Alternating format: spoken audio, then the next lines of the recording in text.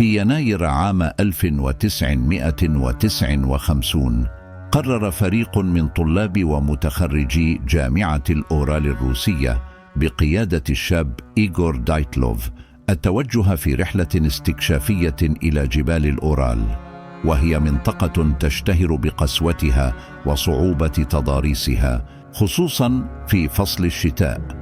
كان أعضاء الفريق التسعة شبابا في مقتبل العمر يتمتعون بالخبرة في التسلق، ولم يكن لديهم خوف من مواجهة البرد القارس.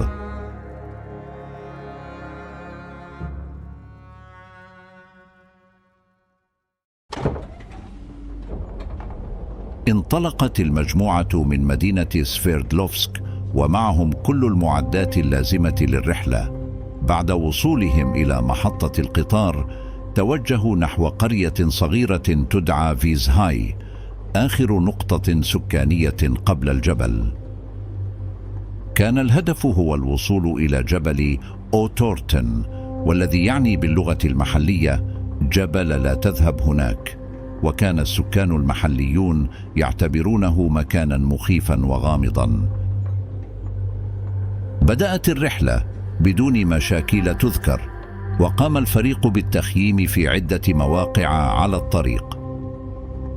وفي الأول من فبراير قرروا التخييم على منحدر جبل يعرف بخولاتشاخل أو جبل الموت، ربما بسبب ظروف الطقس السيئة التي لم تسمح لهم بالتقدم أكثر. خيموا على منحدر مفتوح حيث الرياح القوية وسط طقس جليدي. في تلك الليلة كانت آخر مرة يرى فيها الفريق على قيد الحياة.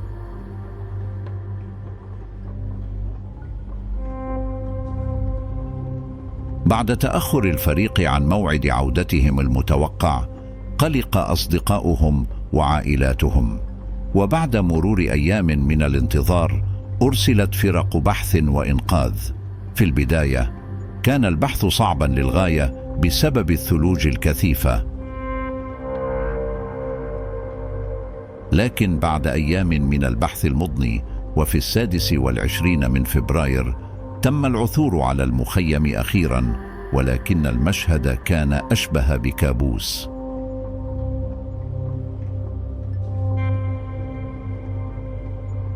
عندما وصل فريق الإنقاذ إلى المخيم وجدوا الخيمة ممزقة من الداخل إلى الخارج، كأن أحدهم قد مزقها ليخرج بسرعة.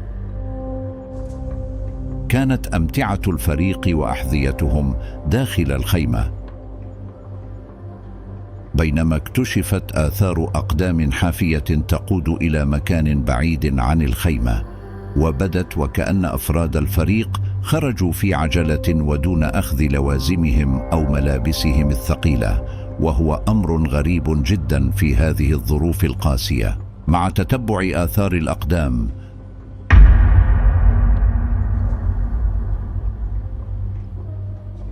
تم العثور على جثتين أوليتين كانتا متجمدتين تحت شجرة على مسافة من المخيم.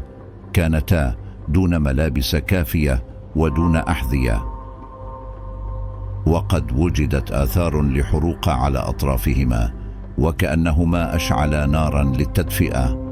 على مقربة منهما وجدت بقايا نار صغيرة، ربما أشعلوها لمحاولة البقاء على قيد الحياة.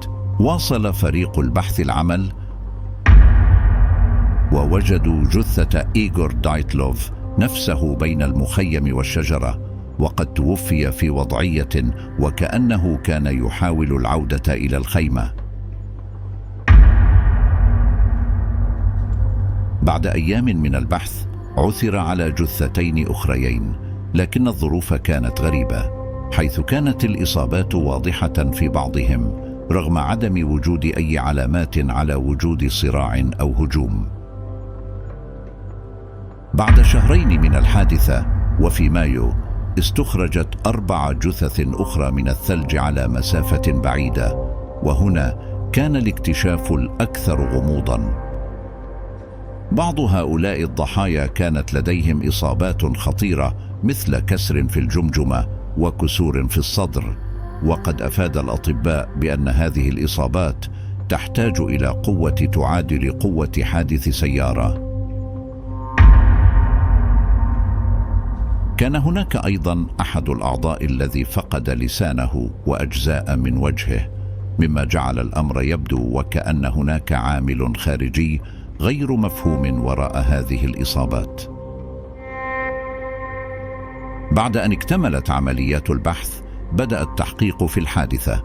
وضعت السلطات نظريات متعددة، ولكن لم تستطع تفسير ما حدث بدقة. أحد أبرز النظريات كانت حول العاصفة الثلجية النادرة، والتي تعرف باسم انهيار الجليد السريع، حيث يمكن أن يتسبب الضغط الناجم عن كتلة الجليد بانهيار نفسي وهروب في حالة من الذعر. هناك نظرية أخرى تقول إنهم ربما كانوا ضحية لاختبار عسكري سري، حيث تم العثور على مستويات من الإشعاع في ملابس بعض الضحايا، مما جعل الناس يتوقعون أنهم قد صادفوا موقع اختبار سري. ونظرا للإشعاعات التي وجدت، انتشرت إشاعات عن تورط عسكري سري. وظهرت أيضا نظريات أخرى مثل تعرضهم لمخلوقات غريبة أو تأثيرات صوتية ناتجة عن الموجات فوق الصوتية التي قد تسببت في حالة من الهلع الجماعي. في نهاية التحقيقات، صرح المحققون بأن أعضاء الفريق لقوا حتفهم نتيجة قوة طبيعية غير معروفة. ولكن بالرغم من انتهاء التحقيق، استمرت الشكوك والنظريات، وظلت القضية لغزا محيرا حتى يومنا هذا. وبقيت الحادثة مادة خصبة للباحثين والمهتمين بعالم الغموض، وأصبح اسم ممر دايتلوف مرتبطا بإحدى أكثر الحوادث غرابة ورعبا في تاريخ البشرية. والآن سأترككم مع بعض الصور التي تتعلق بهذه الرحلة المشؤومة الغامضة. إذا أعجبك المحتوى، فضلا لا أمرا اشترك وانشره لمن تحب.